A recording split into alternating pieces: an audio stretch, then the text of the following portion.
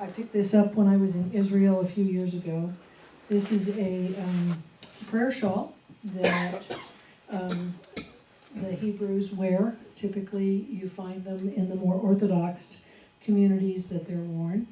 And if you remember the Bible story where the woman touched the hem of the garment on Jesus and was healed by her faith, this is actually the hem of the garment that she touched was a prayer shawl.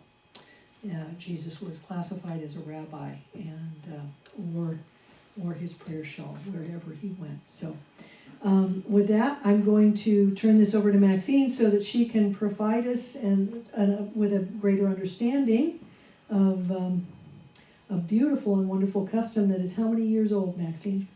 Centuries. Centuries. Okay.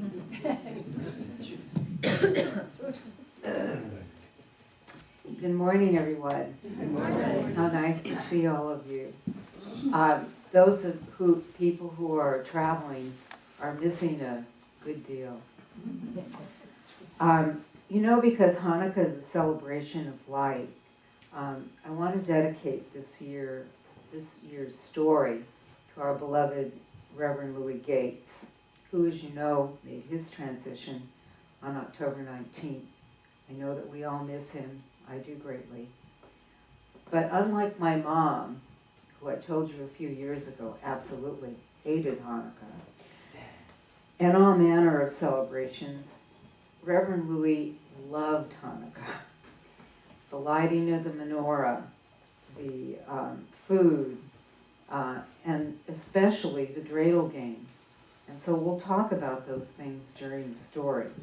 Whenever Reverend Louis was at my home for the celebration, because I would do that and Christmas at the same time because I loved them both, Louis would always lead the kids, and I'm talking about kids, adults, and children, in the dreidel game while I prepared the feast. And Louis's laughter was just so infectious, it could be heard all over the house. And so now it's time to relate the reason why we're really here and to tell the story of Hanukkah, its significance in the Jewish faith and in the culture.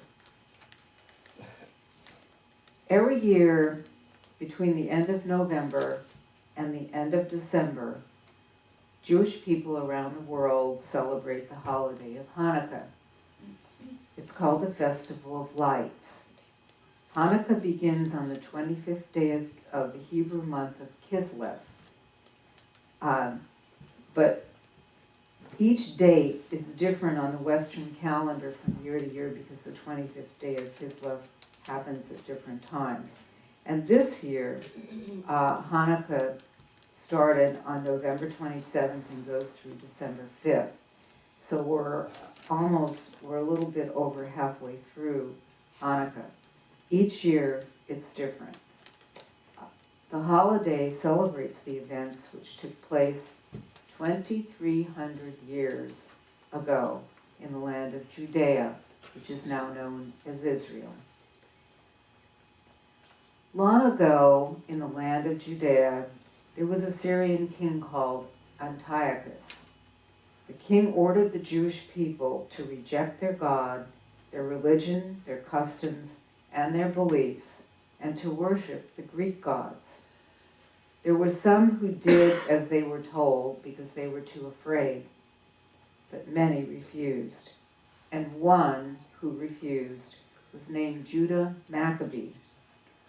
Judah and his 4 brothers formed an army, went into the mountains, hid in caves, and chose their name, the word Maccabee, which means hammer. After 3 years of fighting, the Maccabees were finally successful in driving the Syrians out of Israel, and they reclaimed the temple in Jerusalem. The Maccabees wanted to clean the building and remove the hated Greek symbols and statues. And on the 25th day of the month of Kislev, the job was finished. The temple was rededicated, or was ready to be rededicated. When Judah and his followers finished cleaning the temple, they wanted to light the eternal light known as the Ner Tamid. which is present in every Jewish house of worship. Once lit, the oil lamp should never be extinguished. Today we don't use oil lamps. Only a tiny jug of oil was found, and it was only enough for one day, but a miracle occurred. The light burned for 8 days. Jews celebrate Hanukkah to mark the victory over the Syrians and the rededication of the Jerusalem temple. The Festival of Lights, Hanukkah, lasts for 8 days to commemorate the miracle of the oil. The word Hanukkah means rededication. I know that when I was diagnosed with cancer 17 years ago, gosh, amazing, that a friend of mine, Sherry Allspaw, who goes to the other church, sent me presents for 8 days. As kids, we used to get little things for 8 days, and then children would ask us in school, well, what'd you get for Christmas? And we always said, nothing. We really didn't get nothing. We got 8 days of some really neat things. And we could have shared that, but I think we were too scared to do it. We just figured, we'll tell them nothing.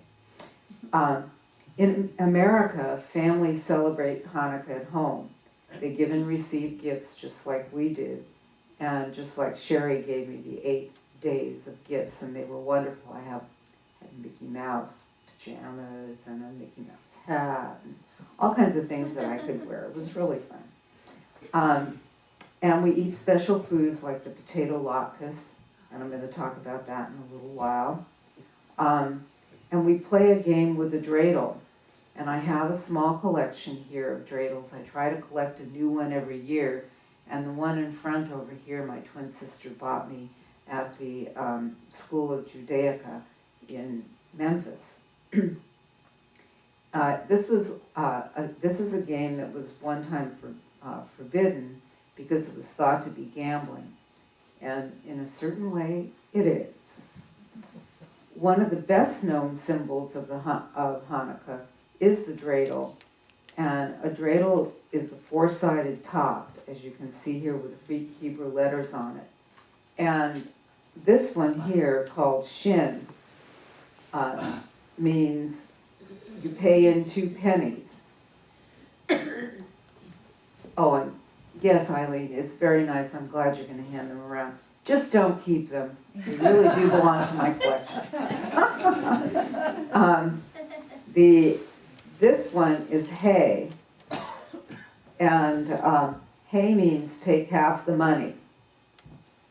This one, I want to make sure I'm doing the right one here. This one is gimel, and it means take all the money. So in other words, there's money in the center of the table, because anyone who plays does it. And nun means none. So the next player goes, you lose your turn. I know as kids, because we didn't have any money, we used to play with nuts or pennies. We did have pennies, that much we did have. Today, a lot of times we do these little chocolate candies and the chocolate coins, and those can be purchased now in the store. The letters on the dreidels mean a great miracle happened there, meaning the miracle happened in Jerusalem. In Israel, the dreidel is a bit different in that their letters mean a miracle happened here.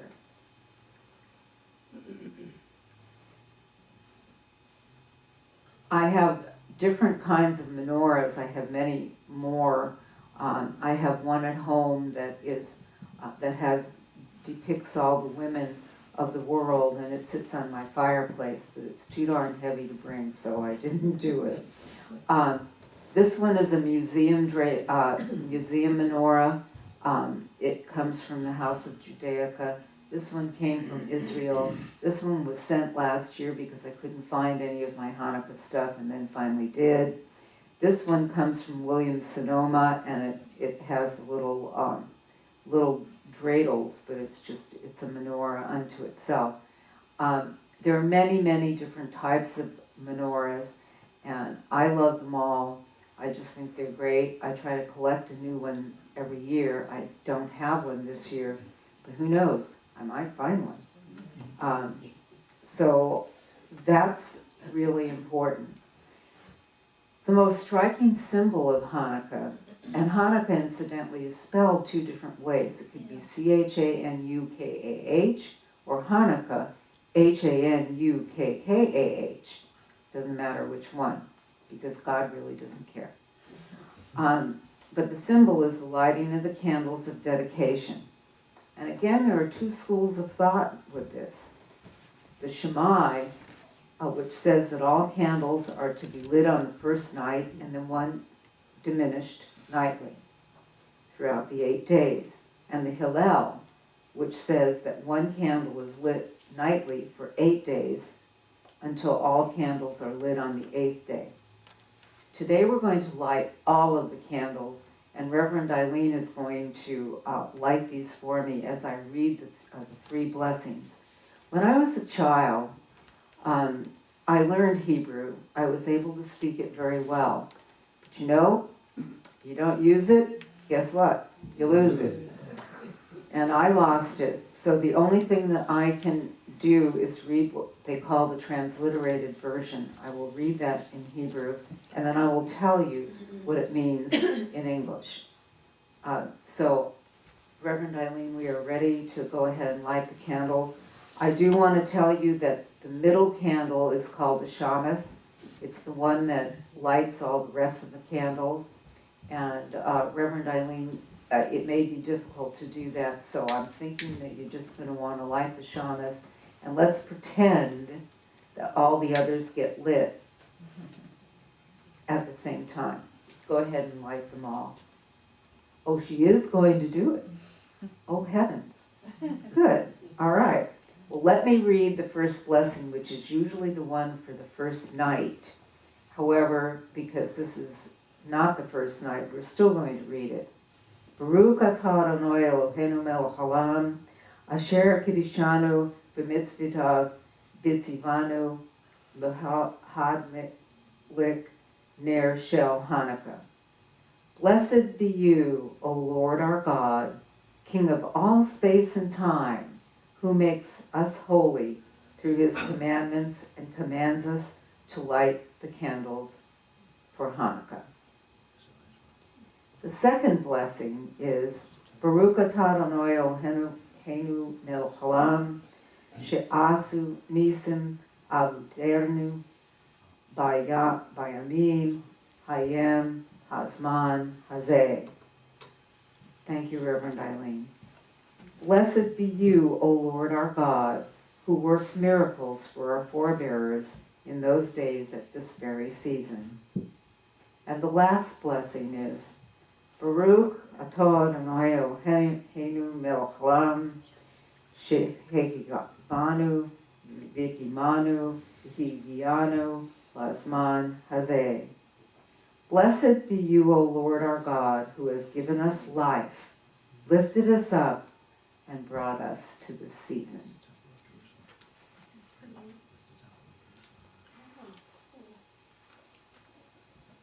What I would like to say is my talk was booked as Heaven on Earth. Where in heaven's name did that title come from? I didn't give it to anybody. I don't know.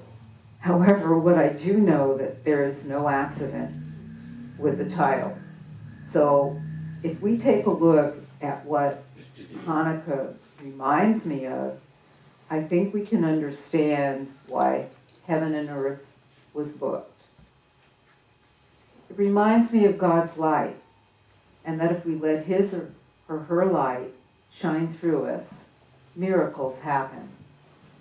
Just like in Hanukkah, as we illuminate and shed light on others to help them confront events with courage and dedication to bring about peace in the world. I'd also like to tell you that this year we're going to do something a little bit different for the Hanukkah tree. Normally I make potato latkes, but because the preparation of the latkes takes hours and hours, and this year I've had some challenges standing for long periods of time. So I decided to purchase another typical treat for Hanukkah called sufganiyat. And what these are, fried jelly donuts, and they're filled Hanukkah donuts with powdered sugar on top. I did get them from Safeway. They do make really good ones. They're not gluten-free, and they're not low in calories, but they're really good because I loved them when I was a child. I just don't eat things that are not gluten-free anymore. I hope you enjoy them. And for those of you who may be following a gluten-free regime, I've brought a few zucchini carrot muffins. And I do want you to take the donuts, if you can eat them. And Reverend Louis called those little zucchini muffins, I mean really tiny ones, he called them those nasty little things. And the reason why he did that is because he knew he could eat more of them. And for those of us who really knew him well, he was quite the foodie. So those of you who are gluten-free or cannot eat the donuts, you're welcome to have the zucchini muffins. They are not sugar-free either, but they are gluten-free, and I hope that you enjoy them. I would like to thank all of you for being here today, for listening to the Hanukkah story, for dedicating both the flowers and the story to the Reverend Louis, who truly, truly loved Hanukkah. And I love Hanukkah in spite of what my mother did. For those of you who haven't heard that part of it, she used to make the potato latkes, and I had this vision of them being wonderful. But my sisters reminded me that my mom really made terrible potato latkes. And we used to slip them under the table for the dog. So go figure. I still love them, and I make them well, and I do normally make them gluten-free for myself now. But however, they are wonderful. And I do apologize for not being able to do them this year. Just this year, who knows, maybe next year we'll get them. But do enjoy the jelly donuts, and do enjoy the day. And you're welcome to come up and take a look at the things that I have for Hanukkah. We are going to extinguish the candles so that they don't get all over this lovely tablecloth.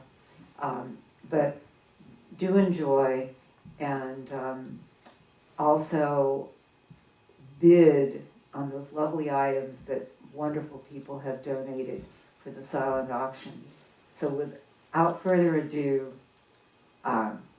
let us all say the word l'chaim. L'chaim, to life, to light, to love. L'chaim. And that's it.